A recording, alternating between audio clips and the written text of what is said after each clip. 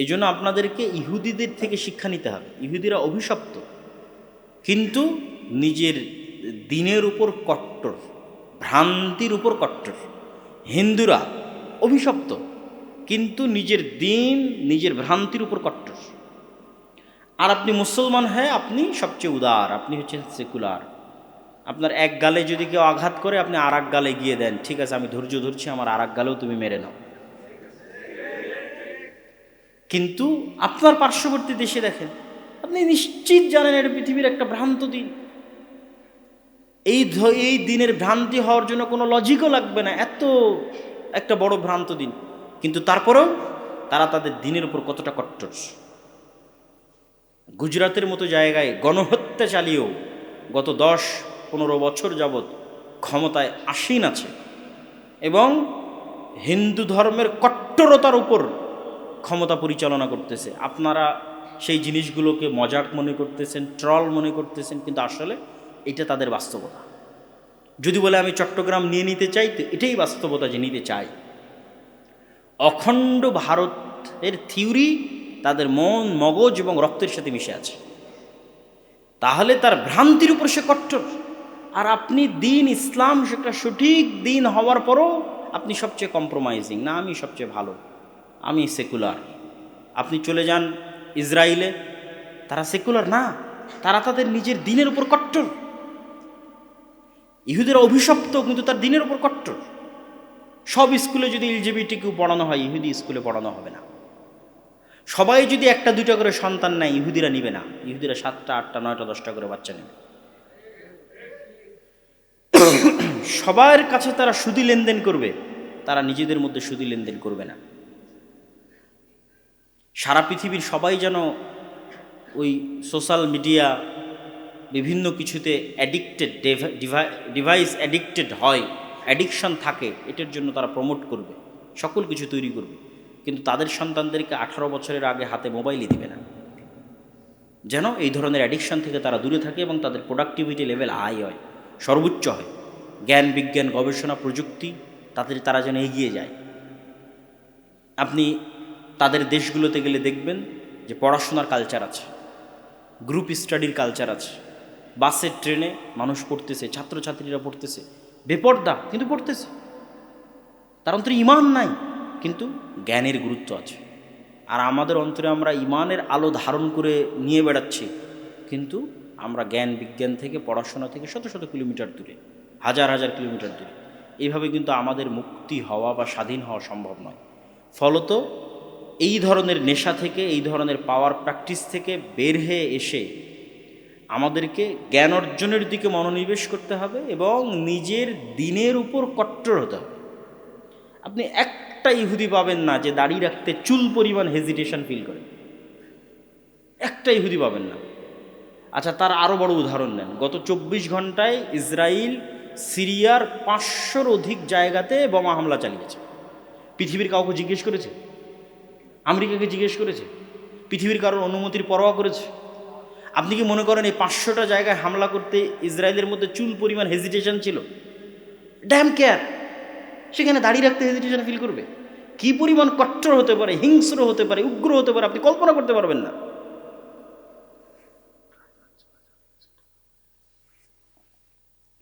তো আপনি আপনার দিনের উপর ব্যবস্থা করেন।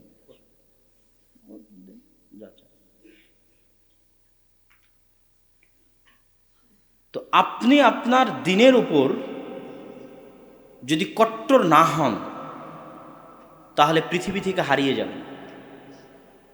সেকুলারিজম দিয়ে বাংলাদেশের স্বাধীনতা রক্ষা হবে না।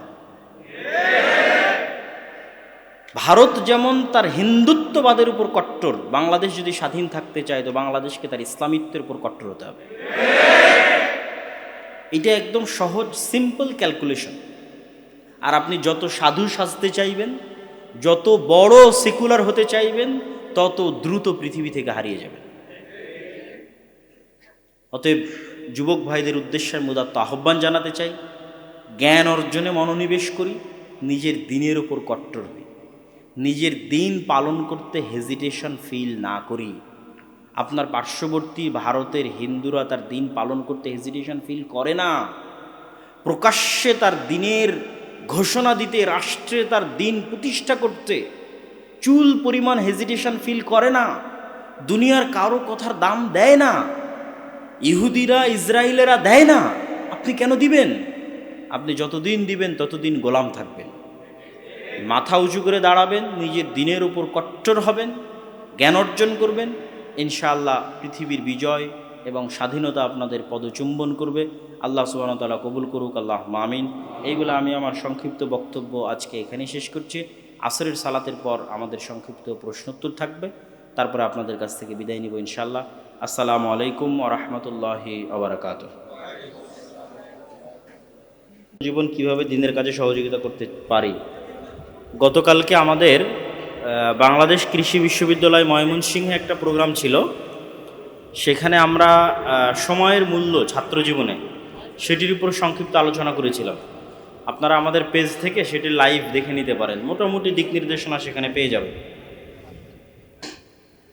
কাউকে উৎসাহ দেওয়ার জন্য হাততালি দেওয়া, কাউকে উৎসাহ দেওয়ার জন্য হাততালি দেওয়ার প্রচলন সাহাবী এবং রাসূল সাল্লাল্লাহু আলাইহি ওয়াসাল্লামের মধ্যে পাওয়া যায়। উৎসাহ দেওয়ার জন্য তাকবীর দেওয়া যেতে পারে, সেটিরই ঐতিহ্য এবং ইতিহাস প্রমাণ করে। ফেসবুকে, ইউটিউবে ভিডিও দেখার সময় অনেক নারীদের ছবি আসে। ওই সমস্ত চ্যানেলগুলোকে সাবস্ক্রাইব করবেন যারা অ্যাডসেন্স মুক্ত। যদি কোনো মতেই সম্ভব না হয় সেক্ষেত্রে অবশ্যই দৃষ্টির হেফাজত করতে হবে। আসা মাত্রই চোখ সরিয়ে নেওয়ার বা চক্ষু দৃষ্টি নিচু করার চেষ্টা করতে হবে এবং স্কিপ করার যখন সময় আসবে তখন স্কিপ করতে হবে। অথবা কিছু অ্যাপস পাওয়া যায় যেগুলো ইনস্টল করা থাকলে অ্যাড শো করে না, সেই অ্যাপসগুলো ইউজ করতে পারে। কোনো দলকে সাপোর্ট না করে শুধু বিনোদনের জন্য ফুটবল, ক্রিকেট খেলা দেখা যাবে কি? এটাও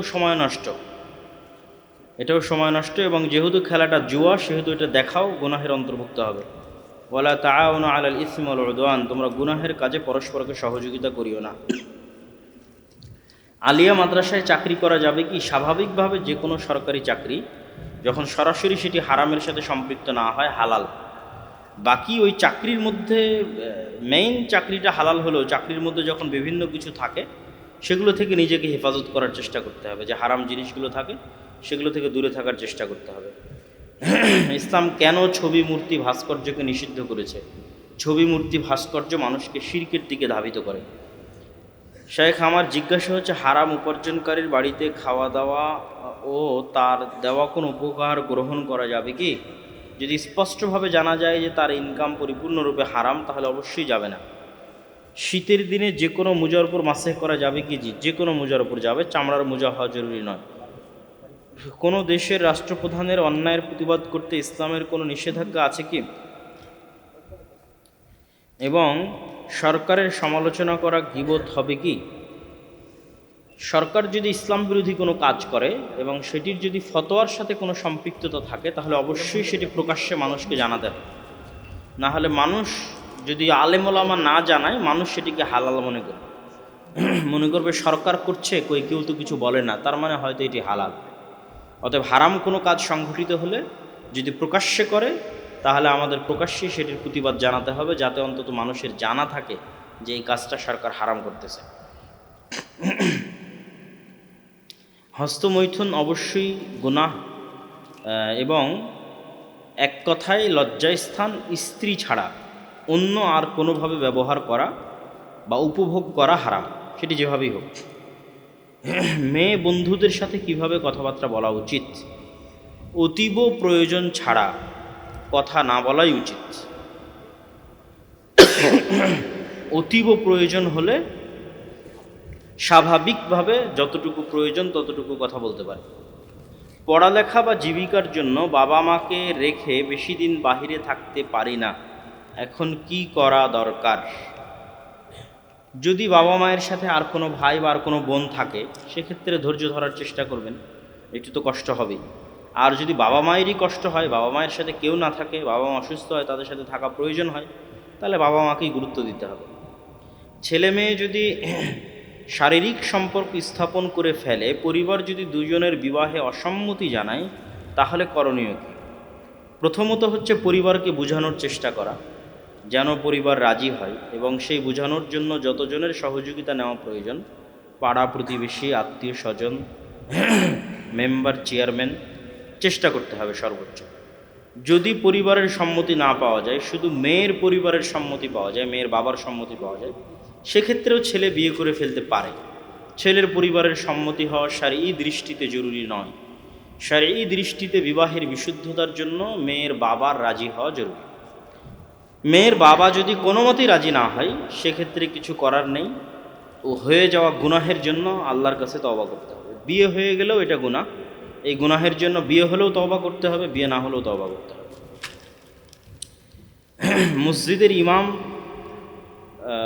মসজিদের ইমাম যদি পর্নোগ্রাফিতে আসক্ত থাকে, তাহলে তার পিছনে কি নামাজ পড়া যাবে? কোনো অপরাধের জন্য সবসময় নামাজ পড়া যাওয়া না যাওয়ার প্রশ্ন করাটা উচিত নয়। আমরা সবসময় সকল অপরাধকে উজু ভাঙ্গার সাথে আর নামাজ হওয়া না হওয়ার সাথে সম্পৃক্ত করি, যে ভাই এটা করলে কি উজু ভেঙে যাবে, এটা করলে কি উজু ভেঙে যাবে, গান শুনলে উজু ভেঙে যাবে, মেয়ের সাথে কথা বললে উজু ভেঙে যাবে। এগুলোর সাথে উজু ভাঙ্গার সম্পর্ক না, এটা একটা ইন্ডিপেন্ডেন্ট গুনাহ। উজু ভাঙ্গার সাথে সম্পর্ক পবিত্রতা অপবিত্রতার সাথে। আপনার যেই দুই রাস্তা দিয়ে কোনো কিছু বের হয়, সেই দুই রাস্তা দিয়ে কোনো কিছু বের হলে বা বের হওয়ার সম্ভাবনা তৈরি হলে উজু ভেঙে যাবে, বাকি আর কোনো কিছুতে উজু ভাঙে না। কিন্তু সেগুলো সবগুলো ইন্ডিপেন্ডেন্ট গুনাহ এক একটা। ঠিক তেমনি ইমামের পিছনে সালাত হবে কি হবে না, এটা কোনো ম্যাটার না। মূল ম্যাটার হচ্ছে সে যে গুনাহটা করতেছে ওইটা একটা বড় গুনাহ এবং ইন্ডিপেন্ডেন্ট গুনাহ, স্বাধীন একটা গুনাহ। এখন ওইটাও বাদ দেন, ইমাম সাহেব যদি উজু না করেই সালাত আদায় করায়, আপনি কি ধরতে পারবেন? আপনার জানার কোনো উপায় আছে? কোনো উপায় নেই। সুতরাং এইটা তো আরও বড়, যে ইমাম সাহেবের উপর গোসল ফরজ ছিল, উনি গোসল না করেই, উজু ফরজ ছিল, উজু না করে এসে সালাত আদায় করাইতেছে, আপনি জানেন। সুতরাং ইমামের সালাত হওয়া না হওয়ার সাথে আমার আপনার সালাত হওয়া না হওয়ার কোনো সম্পর্ক নেই। 99% ক্ষেত্রে আমাদের সালাত হয়ে যায়। একমাত্র যদি স্পষ্ট জানা যায় যে ইমাম সাহেব কাফের, তাহলে তার পিছনে সালাত হবে। তবে অবশ্যই ভালো ইমাম নির্ধারণ করা জরুরি। রাসূলুল্লাহ সাল্লাল্লাহু আলাইহি সাল্লামের হাদিস হচ্ছে, তোমাদের মধ্যে ইমাম হওয়ার যোগ্য কে? যে বেশি আল্লাহওয়ালা পরহেজগার, যে বেশি দ্বীনের জ্ঞান সম্পর্কে জানে, যার কোরআন তেলাওয়াত বেশি সুন্দর। তাহলে এই ধরনের ইমাম কখনোই ইমাম হওয়ার যোগ্য নয়, তাকে জরুরি ভিত্তিতে ইমাম থেকে পরিবর্তন করতে হবে। কিন্তু তার মানে এই নয় যে তার পিছনে আপনার সালাত হবে। আমি একাধিক পদ্ধতিতে সালাত আদায় করি। হানাফি মসজিদে হানাফি স্টাইলে, আহলে হাদিস মসজিদে আহলে হাদিস নিয়মে।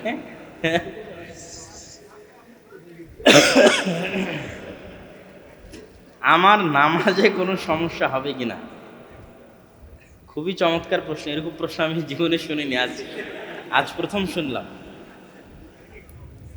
প্রথম কথা হচ্ছে, সালাতের যেগুলো রুকুন সেগুলোর ক্ষেত্রে কোনো ছাড় নাই। যেটা সঠিক সেটারই অনুসরণ করতে হবে। যে রুকুনগুলো বাদ দিলে সালাত বাতিল হয়ে যেতে পারে, যেমন সূরা ফাতিহা। সূরা ফাতিহা পাঠ করা এটা সালাতের একটি অন্যতম রুকুন, যা বাদ দিলে সালাত বাতিল হয়ে যাবে। ধীর স্থিরভাবে রুকু করা, ধীর স্থিরভাবে সিজদা করা, এটা একটা রুকুন, এটা বাদ দিলে সালাত বাতিল হয়ে যাবে। তা এই ধরনের মাসালাগুলোতে যদি আপনি যখন যেই মাসালা ইচ্ছা তখন সেটা ফলো করেন, হবে না।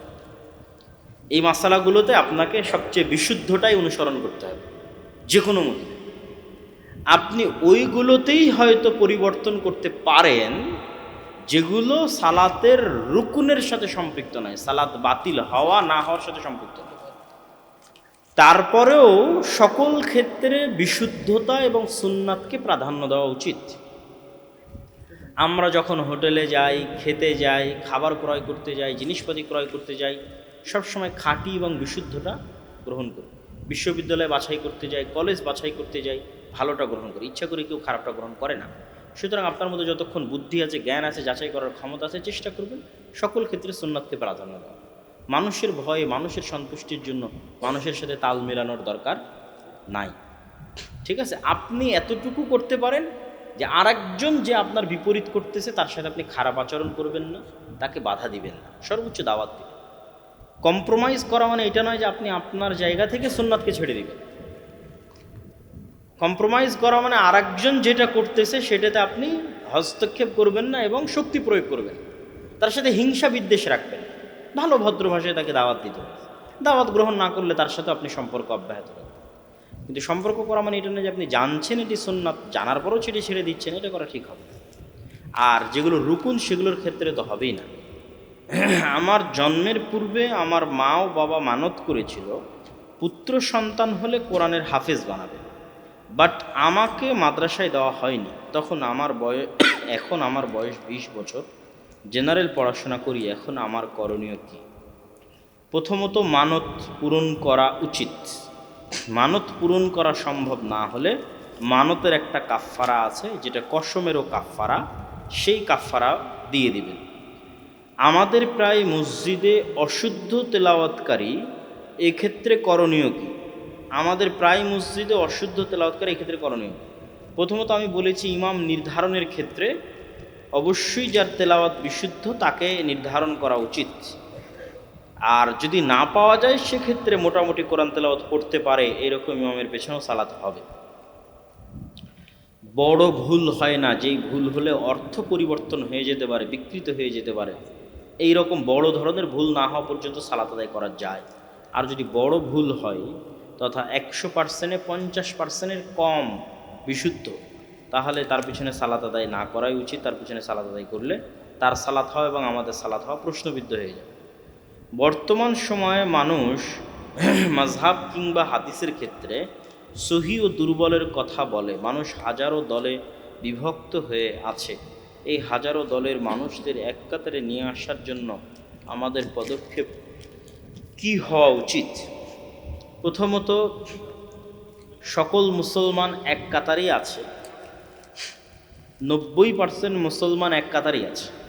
কেননা 90% মুসলমানের 90% আমল এবং আকিদা এক। যেগুলোতে মতভেদ সেগুলো 10%। 5 ওয়াক্ত সালাত আদায় করতে হবে, মাগরিব 3 ওয়াক্ত হতে হবে, আসর 4 ওয়াক্ত হতে হবে, এটা নিয়ে কোনো মতভেদ নেই। ঠিক আছে? উজু করতে হবে, এটা নিয়ে কোনো মতভেদ নাই। রমজান মাসে 30 দিন সিয়াম পালন করতে হবে, এটা নিয়ে কোনো মতভেদ নাই। জাকাত দিতে হবে, কি পরিমাণ হলে জাকাত দিতে হবে, এটা নিয়ে কোনো মতভেদ নাই। 90% আমল নিয়ে কোনো মতভেদ নেই। মতভেদ আছে 10%। সুতরাং 10%-এর উপর ফোকাস দিয়ে যদি আপনি বলেন মুসলমানেরা আলাদা, এটা ভুল কথা। মুসলমানদের রব এক, কিতাব এক, ইলাহ এক, নবী এক, অবশ্যই তারা একতাবদ্ধ এবং 90% মুসলমান একতাবদ্ধ। একদম যারা ভ্রান্ত বাতিল ফেরকা, যেমন শিয়া, রাফেজি, যাদের সাথে আমাদের আকিদার দ্বন্দ্বটা এমন মৌলিক দ্বন্দ্ব যেটা মেনে নেওয়া সম্ভব না। তারপরে হচ্ছে জাবারিয়া, কাদারিয়া, মুতাজিলা, খারিজি, এই ধরনের সম্পূর্ণ বাতিল ফেরকা, যেমন আমাদের যুগের কাদিয়ানি, হিজবুত তাওহীদ, এই ধরনের সম্পূর্ণ বাতিল ফেরকাগুলোকে মুসলমানদের কাতারে অন্তর্ভুক্ত করাই উচিত নয়। আর যারা মোটামুটি মুসলমানদের কাতারে অন্তর্ভুক্ত আছে তাদের মধ্যে তেমন একটা মতভেদ নাই। যা মতভেদ আছে এতটুকু মতভেদ থাকবেই, সাহাবীদের যুগেও ছিল, ভবিষ্যতেও থাকবে। বাবা বেঁচে থাকা অবস্থায় তার যদি অশ্লীলতায় মগ্ন থাকে সেক্ষেত্রে ছেলে কি দায়িত্বের কাতারে পড়বে? বাবা বেঁচে থাকা অবস্থায় তার মা যদি অশ্লীলতায় মগ্ন থাকে সেক্ষেত্রে ছেলে কি দায়ুসের কাতারে পড়বে? ছেলের সক্ষমতা অনুযায়ী দায়ুসের কাতারে পড়বে। সক্ষমতা না থাকলে পড়বে না। আর যদি সক্ষমতা থাকে বাবাকে কথা মানানোর, মাকে কথা শোনানোর, সেই অর্থনৈতিক অ্যাবিলিটি, সেই সামাজিক পদমর্যাদা যদি থাকে, অবশ্যই তার উপর দায়িত্ব বর্তাবে। আমাদের মহিলাদের নামাজ সম্পর্কে সংক্ষিপ্ত বিবরণ দিলে মুনাসিব। মেয়েরা কি আজকে আছে? কোথায় আছে? আচ্ছা আচ্ছা আচ্ছা। আমাদের মহিলাদের নামাজ সম্পর্কে সংক্ষিপ্ত বিবরণ দিলে মুনাসিব হয়। মেয়েদের জুমার নামাজ জামাতের সহিত আদায় হবে কিনা? আমরা তো আজকে মেয়েদের সম্পর্কে কোনো আলোচনাই করিনি। প্রথমত, রাসূলুল্লাহ সাল্লাল্লাহু আলাইহি ওয়াসাল্লাম ছেলেদেরও নবী, মেয়েদেরও নবী, না শুধু আমাদের নবী? উভয়ের। তার মানে ইন জেনারেল, বাই ডিফল্ট, আল্লাহর নবী যা করবে তা ছেলের জন্য সুন্নাত, মেয়ের জন্য সুন্নাত। এবং আল্লাহ সুবহানাহু ওয়া তাআলা যা আদেশ দিবে তা ইন জেনারেল বাই ডিফল্ট মেয়ের জন্য ফরজ, ছেলের জন্য ফরজ। সালাত, সিয়াম, হজ, যাকাত সহ আর যা আছে, এবং রাসূল সাল্লাল্লাহু আলাইহি ওয়াসাল্লাম যা সুন্নাতের প্রতি আমল করতেন, সুন্নাত নফল, সুন্নাত সালাত, সুন্নাত সিয়াম, ঠিক আছে, নফল সিয়াম, নফল দান, তার প্রত্যেকটা কি ছেলের জন্য খাস আর মেয়ের জন্য নয়, এরকম আছে? সব ছেলে এবং মেয়ের জন্য সমান। ততক্ষণ পর্যন্ত মেয়েকে আলাদা করা যাবে না যতক্ষণ না স্পেশালি আল্লাহর নবী মেয়েদের বিষয়ে কোনো হুকুম এবং আহকাম, এবং আল্লাহ সুবহানাহু ওয়া তাআলা মেয়েদের বিষয়ে কোনো হুকুম এবং আহকাম আলাদা না করে দিচ্ছে। তাহলে আলাদা করতে চাইলে আলাদা করার প্রমাণ থাকতে হবে, এক হওয়ার প্রমাণ লাগবে না। কেন? এক হওয়াটা ইন জেনারেল বাই ডিফল্ট। প্রমাণ লাগবে কোনটার বলেন তো, জোরে বলেন, কোনটার প্রমাণ লাগবে? আলাদা। তাহলে আপনি যদি বলতে চান মেয়েদের সিজদা এরকম হতে হবে, এরকম নয়, তাহলে আলাদার প্রমাণ দিতে হবে। আর যদি আলাদার প্রমাণ না থাকে তাহলে বাই ডিফল্ট আল্লাহর নবী যেমন সিজদা করেছে তেমনই সিজদা করবে মেয়েরা। জি, মেয়েরা ঈদের সালাতে জামাতে যেতে বাধ্য, জুমার সালাতে যাওয়া উচিত। স্বাভাবিক 5 ওয়াক্ত সালাত একাকী বাড়িতে পড়াই উত্তম। জুমার সালাত যাওয়া উচিত কেন? জুমার সালাতে দিনের জ্ঞান পাওয়া যায়। এমনিতেই মেয়েদের দিনের জ্ঞান অর্জনের রাস্তা সংকুচিত, সংকীর্ণ। তো সপ্তাহে একদিন ইমাম সাহেবের আলোচনা শুনলে দিনের জ্ঞান অর্জনের রাস্তা তৈরি হয়। ফলত দিনের জ্ঞান অর্জনের জন্য সপ্তাহে একদিন জুমার এই সালাতে মসজিদে যাওয়া উচিত। আল্লাহর নবীর যুগে 5 ওয়াক্ত সালাতেও মেয়েরা মসজিদে যেত। আর ঈদের সালাতে যাওয়া জরুরি কেন? আল্লাহর নবীর আদেশ তাই। আল্লাহর নবী আদেশ দিতে দিতে দিতে দিতে এই পর্যন্ত বলেছেন, যার কাপড় নাই সে আরেকজনের কাপড় ধার করে নিয়ে ঈদের সালাতে যাবে, যে ঋতুবতী সেও ঈদের সালাতে যাবে, নামাজ না পড়ে আলাদা হয়ে বসে থাকবে। এত দূর পর্যন্ত আল্লাহর নবী গুরুত্ব দিয়েছেন। ক নামের একটি মেয়ে খ নামের একটি ছেলেকে অভিভাবকের অনুমতি ছাড়াই বিয়ে করেছে। 2 বছর পর গ নামের একটি অন্য ছেলের সাথে মেয়েটি পালিয়ে যায়।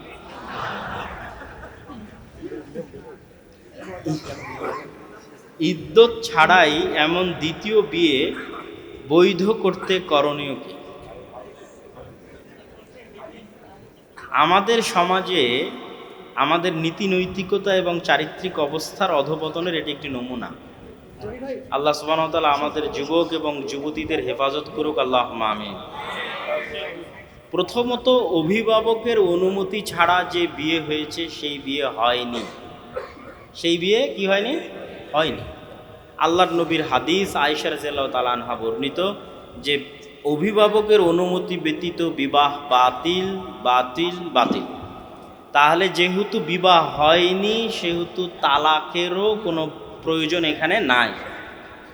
এখন মেয়ে যেই তৃতীয় তথা গ নামের যে ছেলে দ্বিতীয় যে ছেলের সাথে পালিয়ে গেছে, এই বিবাহটা যদি সে ঠিক রাখতে চায় তাহলে আগের ছেলের সাথে সম্পর্ক ছিন্ন করার কিছু নাই। কেননা ওটা বিবাহ হয়নি, ওটা জেনা হয়েছে। ওই জেনা থেকে আল্লাহর দরবারে ক্ষমা চাইতে হবে। এখন এই ছেলের সাথেও যদি মেয়ে তার পিতার অনুমতি ছাড়াই এখন পর্যন্ত বসবাস কন্টিনিউ করে তাহলে এটিও জেনা। এটিকে হালাল বানাতে চাইলে একটু 1 মিনিট থাক, কথা শেষ করে দিচ্ছি।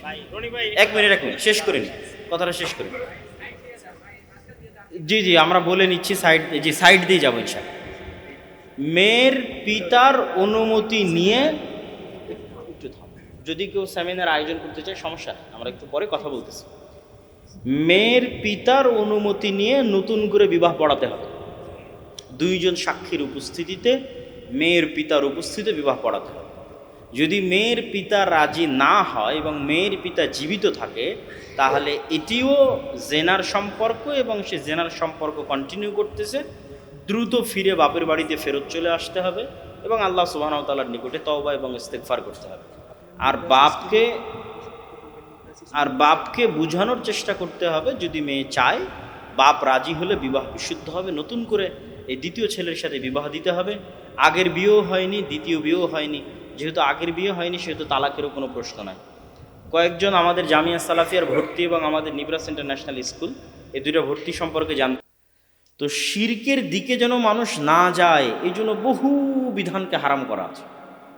আসলে প্রকৃত অর্থে সরাসরি ওটা শিরক না, কিন্তু ওটা মানুষকে শিরকের দিকে নিয়ে যাবে।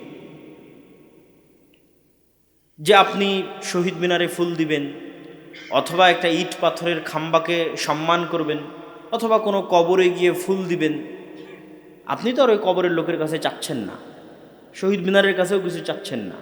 সুতরাং এটা ডাইরেক্টলি শিরক নয়। কিন্তু এটা শিরক কেন? এইটা একটা সময় আপনার অন্তরে শিরকের দিকে আপনার অন্তরকে ধাবিত করবে। অফিসে ছবি ঝোলানো আছে, কি সমস্যা? কেন হুজুরেরা এত ছবি এবং ভাস্কর্যের বিরোধিতা করতেছে? আসলে ছবি তার ছবির কারণে হারাম নয়, কিন্তু ওই ছবি একটা সময় মানুষকে কোন দিকে নিয়ে যাবে? শিরকের দিকে নিয়ে যাবে। কবর উঁচু করলে সমস্যা কি? কবর উঁচু করলে কবরের প্রতি সম্মান তৈরি হলে আস্তে আস্তে আস্তে আস্তে ওইটা মানুষকে শিরকের দিকে নিয়ে যাবে। তো শিরকের মতো একটা ভয়াবহ গুনাহ থেকে বাঁচাতে তার চারি সাইডে অসংখ্য দেওয়াল তৈরি করা আছে ইসলাম। ঠিক লজ্জাস্থানের পবিত্রতাকে হেফাজত করার জন্য ইসলাম এরকম অসংখ্য বিধান দেওয়া আছে। যেমন তালাকের বিধানের সাথে যতগুলো বিধান সম্পৃক্ত, মেয়েদেরকে কেন ইদ্যত পালন করতে হবে? স্বামী যদি তাকে তালাকও দেয় তবুও কেন সে 3 মাসের পূর্বে অন্য জায়গায় বিবাহ বন্ধনে আবদ্ধ হতে পারবে না? বংশের পবিত্রতা রক্ষার জন্য, তথা আগের স্বামীর পক্ষ থেকে যদি তার পেটে কোনো সন্তান থাকে সেটি স্পষ্ট হওয়ার জন্য সে আর পরবর্তী 3 মাস অন্য কোথাও বিবাহ বন্ধনে আবদ্ধ হতে পারবে না। কেননা মানুষের পিতৃ পরিচয় ইসলামের সবচেয়ে গুরুত্বপূর্ণ বিষয়, এবং মানুষের লজ্জাস্থানের পবিত্রতার উপর ভিত্তি করেই মানুষের পিতৃর পরিচয় নির্ধারণ হয়। আর মানুষের পিতৃ পরিচয় নির্ধারণের উপর ভিত্তি করেই পৃথিবীতে পরিবার প্রথা টিকে থাকে। আর যখন এগুলো থাকবে না তখন আল্লাহ পৃথিবীও রাখবেন না। এই জন্য কিয়ামতের পূর্ব মুহূর্তে মানুষের মধ্যে মনুষ্যত্ববোধ থাকবে না, মানুষ পশু প্রাণীর মতো হবে। পশু প্রাণী যেমন খোলা মাঠে একজন আরেকজনের সাথে সম্পর্ক করতে দ্বিধাবোধ করে না, মানুষ নারী পুরুষ সেই পর্যায়ে পৌঁছে যাবে। তখন আর পিতৃ পরিচয় ঠিক থাকবে না, পরিবার প্রথা অব্যাহত থাকবে না, তখন আল্লাহ কিয়ামত কায়েম করবেন। তার আগ পর্যন্ত পৃথিবী চলমান থাকবে। তাহলে মানুষের সাথে এবং পশুর মধ্যে সবচেয়ে বড় পার্থক্যের জায়গা হচ্ছে পিতৃ পরিচয়ের নিশ্চয়তা এবং লজ্জাস্থানের হেফাজত। এই জন্য প্রত্যেক যা যা এই রাস্তায় মানুষকে উৎসাহী করতে পারে তার প্রত্যেকটা হারাম করা আছে। আর বর্তমান সেকুলার এবং লিবারেল যে পৃথিবী, তারা প্রত্যেকটা ওই জিনিসকে প্রমোট করে যেই জিনিস মানুষকে অবৈধ সম্পর্কের দিকে ধাবিত করে। প্রত্যেক ওই জিনিসকে তারা মানুষকে, নারীকে প্রোডাক্ট, পণ্য দ্রব্য হিসেবে ব্যবহার করে। আবার মুসলমানদের উপর তারা অভিযোগ চাপায় যে মুসলমানেরা নাকি নারীকে পণ্যদ্রব্য মনে করে। না, মূলত তারা নারীকে পণ্যদ্রব্য মনে করে, প্রোডাক্ট মনে করে, বিক্রিযোগ্য পণ্য মনে করে। ফলত পৃথিবীতে এমন কিছুই বিক্রি হয় না যার সাথে নারীর ছবি, নারীর কণ্ঠ, নারীর দৃশ্য, নারীর চেহারা সম্পৃক্ত না হয়। প্রত্যেকটা অ্যাড, প্রত্যেকটা অফিসের রিসিপশন, প্রত্যেকটা শোরুম, যেখানে যাবেন, গাড়ি কিনতে যান, কাপড় কিনতে যান, যাই কিনতে যান না কেন, সেখানে নারীকে শোপিসের মতো ইউজ করা হচ্ছে, যেন আপনি তার কারণে তার চেহারা এবং তার সৌন্দর্য উপভোগ করত সেই জিনিসটি ক্রয় করতে উদ্বুদ্ধ হন। সুতরাং এখানে ক্রয় বিক্রয় হচ্ছে নারীর চেহারা, বিক্রিযোগ্য পণ্য হচ্ছে নারীর চেহারা, যোগ্যতা নয়। যোগ্যতার মাপকাঠিতে চাকরি নয়। বিমানবালা সহ, রিসিপশন সহ সব জায়গায় মূলত যোগ্যতার ভিত্তি হচ্ছে চেহারার সৌন্দর্যতা। তাহলে এখানে কি বিক্রি করা হচ্ছে? চেহারা বিক্রি করা হচ্ছে।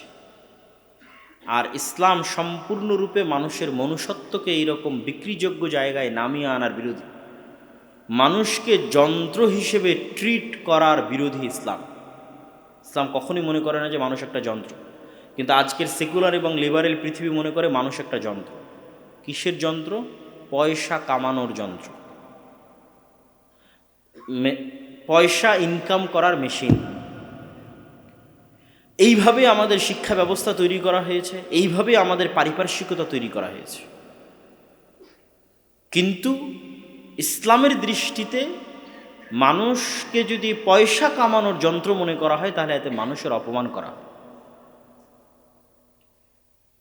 মানুষের পয়সা কামানোটা হচ্ছে তার অপশনাল, তার মূল গুরুত্বটা কি? তার চারিত্রিক উন্নতি, তার ব্যক্তিত্ব, তার পার্সোনালিটি, তার সম্মান, তার আত্মমর্যাদা, এটা হচ্ছে মূল। ওইটা ঠিক রেখে যদি সে পয়সা ইনকাম করতে পারে, ঠিক আছে। কিন্তু সেকুলার দুনিয়াতে আপনি সব কিছু বিসর্জন দিয়ে দিবেন, আপনার ইজ্জত, আপনার আত্মমর্যাদা, আপনার সম্মান সব কিছু বিসর্জন দিয়ে দিবেন। কেন? আপনার টাকা দরকার। এটিকে বলা হয় বস্তুবাদী পৃথিবী, ম্যাটেরিয়ালিস্টিক।